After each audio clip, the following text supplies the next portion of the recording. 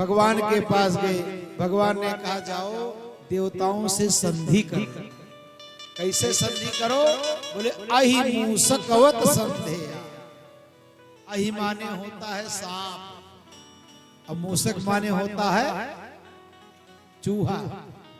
एक पिंजड़े में सांप सपेरा था, तो सपेरे के पिंजड़े में उसका डब्बा होता है ना, डब्बे में सांप तो था ही, और किसी एक दिन किसी तरह से उसमें चूहो आ गया। तो सपवा सोचता कि हे मित्र इसको काट दो और हम दोनों निकल चलें। तो चूहा तो चालाक बचता है, बार बार कहता है कि बताओ हम काट देंगे और तुमने कहीं हमको खा लिया तो हम कहाँ जाएंगे? जब तक काट नहीं रहे हैं तब तक तो तुम फंसे हुए हो। तो कहता है कि देखो हम शाकाहारी हो गए हैं, अब हम चूहा चूही नहीं खाते हैं। तो उसको विश्वास में लिया, और जैसे महाराज डब्बे को काटा, पता चला कि सपवा पहले चूहा को खाता है, उसके बाद तब बाहर डकार लेते हुए निकल जाता है। जाओ संधि कर लो। दोनों में संधि हुई, समुद्र का मंथन हो रहा है। भगवान ने देखा मंदराचल पर्वत नीचे जा रहा है, तो कच्छप अवतार लेकर के मंदराचल पर्वत को अपने पीठ पर रोक लेते हैं। अमृत निकला नहीं, विष निकल गया। विष किसको पिलावे? जरत सकल सुर वृंद। त्रिलोकी में हाहाकार मच गया। भगवान शंकर के पास गए, विषम गरल जही पान किए, तेहि न भजसी मति मंद, को कृपाल शंकर सरिस। बोलो नीलकंठ भगवान की जय। क्रमशः लक्ष्मी आदि का निकलना होता है। पद्म राग कौस्तुभ इरावत पारिजात, और जब 14वीं बार धन्वंतरी का रूप लेकर के भगवान अमृत कलश लेकर निकले, अहम पूर्व महाम पूर्व लड़ाई होने लगा दोनों वर्गों में। कुछ एकाध बूंद गिर गया प्रयागराज में, हरिद्वार में, नासिक में, उज्जैन में सो कुंभ लग रहा है। देखबे कि अगले साल क्या हुआ। कुंभ जब लगा तो कितने लोग अमृत लूटने के चक्कर में गए। और भगवान ने मोहिनी अवतार लेकर के अमृत का वितरण किया। सौरभानु नाम का दैत्य समझ गया, सूर्य और चंद्रमा के बीच में आ गया। भगवान ने उसको काट दिया। एक राहु हो गया, एक केतु हो गया।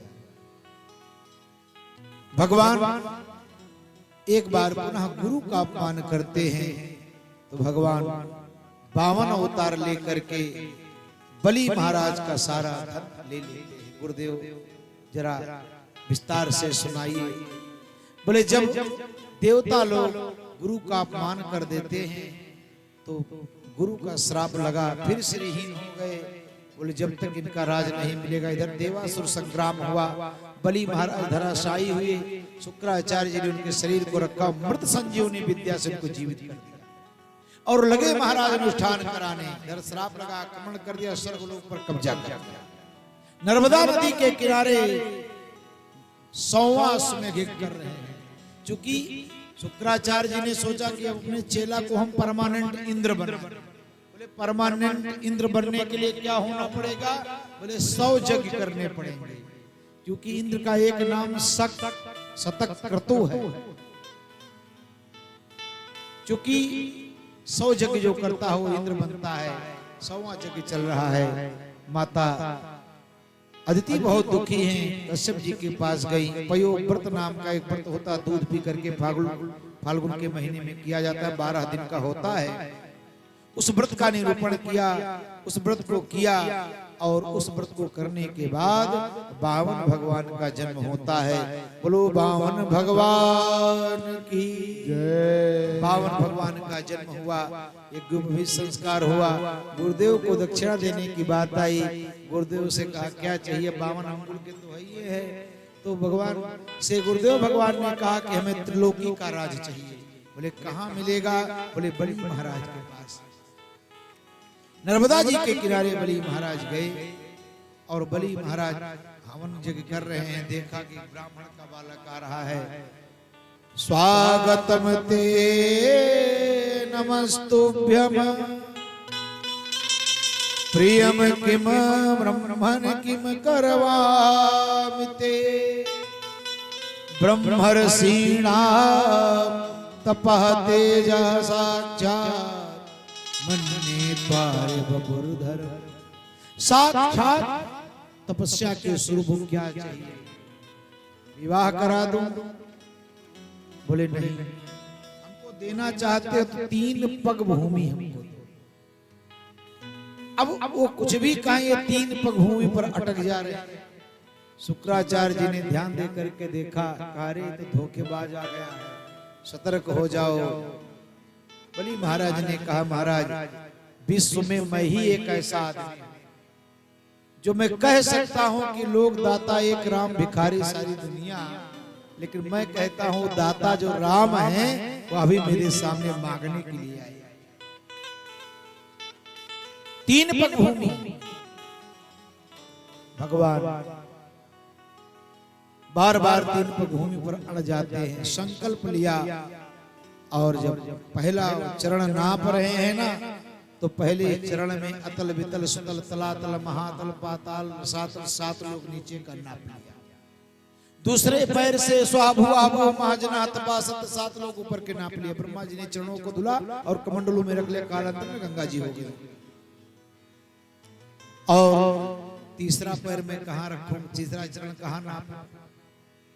प्रहलाद जी भी आ गए। बलि महाराज ये हैं, उनकी पत्नी आ गई।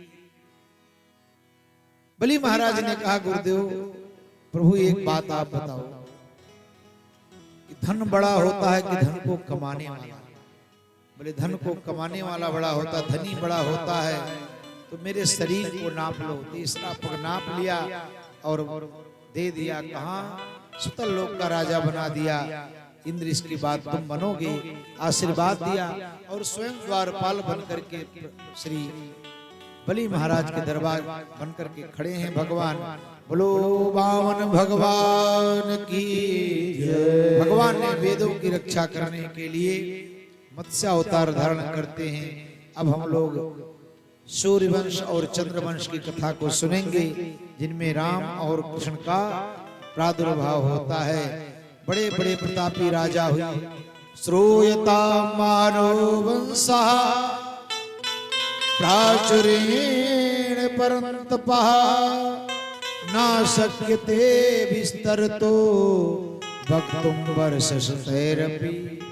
सुखदेव जी कहते हैं सूर्यवंश का वर्णन इतना विशाल है कि अगर सैकड़ों वर्ष उसका वर्णन किया जाए तो वर्णन नहीं किया जा सकता। बड़े बड़े प्रतापी राजा हुए। इसी वंश में एक राजा हुए अम्बरीश। अम्बरीश इतने भगवान के भक्त हैं कि प्रत्येक इंद्रियों से भगवान की सेवा कर रहे हैं। हाथों से भगवान की सेवा, कानों से भगवान का कीर्तन, आंखों से भगवान का दर्शन, जीवा से भगवान का नाम, चरणों से भगवान की परिक्रमा। भगवान ने सोचा ही तो ऐसा भक्त है कि अगर कोई राजा आक्रमण कर देगा तो इसका तो राज्यपाल सब छका लेगा, कहां जाएगा? तो भगवान ने अपना चक्र सुदर्शन की रक्षा के लिए रख दिया। एकादशी पड़ा, द्वादशी भी पारण है। जैसे चरणामृत लेने के लिए तैयार हुए दुर्वासा जी आ गए। मैं भी पारण साथे में करूंगा। दुर्वासा जी को आने में विलंब हो गया। जैसे चरणामृत लेने जा रहे हैं, आ गए। तुमने मेरे साथ धोखा दिया। कृत्या नामक राक्षसी को प्रकट किया। सुदर्शन चक्र ने कृत्या को जलाकर भस्म कर दिया और पीछे पड़ गया दुर्वासा जी।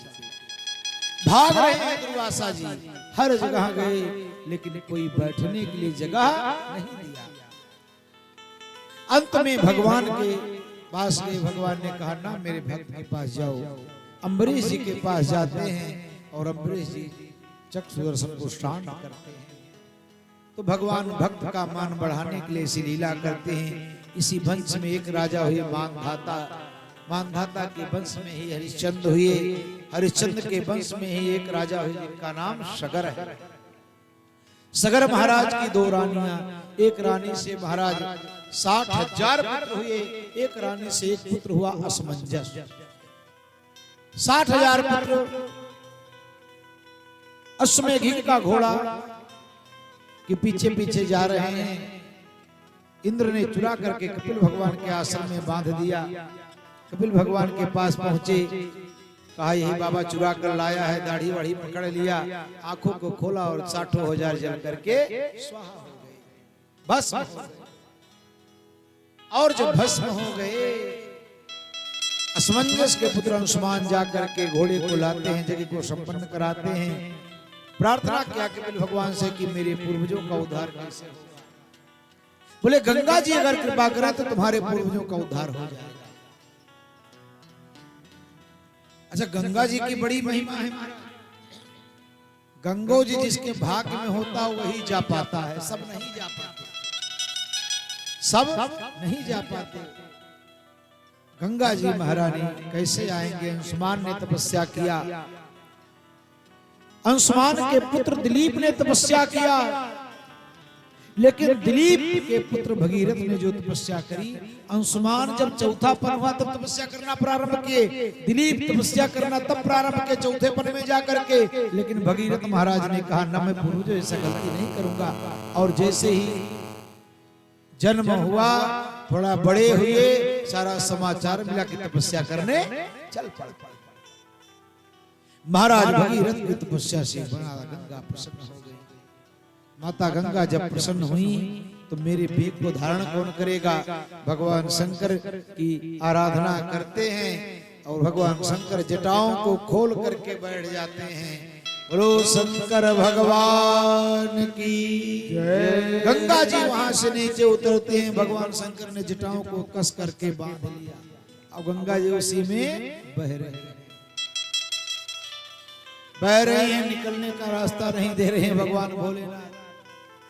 भगीरथ महाराज ने कहा, रे प्रभु भोलेनाथ, हमारे पूर्वजों का क्या होगा? एक जटा खोल दिया, बटो जला जटा शंकरी महारानी की जय। जटा शंकरी नाम पड़ो है त्रिभुवन तारन आई। वहां से निकलते हुए जाहनु ऋषि की कुटिया को बहा दिया, जाहनु ऋषि ने उठाकर पी लिया। जंगे से निकाला तो जाह्नवी नाम पड़ गया कि हर गंगे तुम्हारी जय हो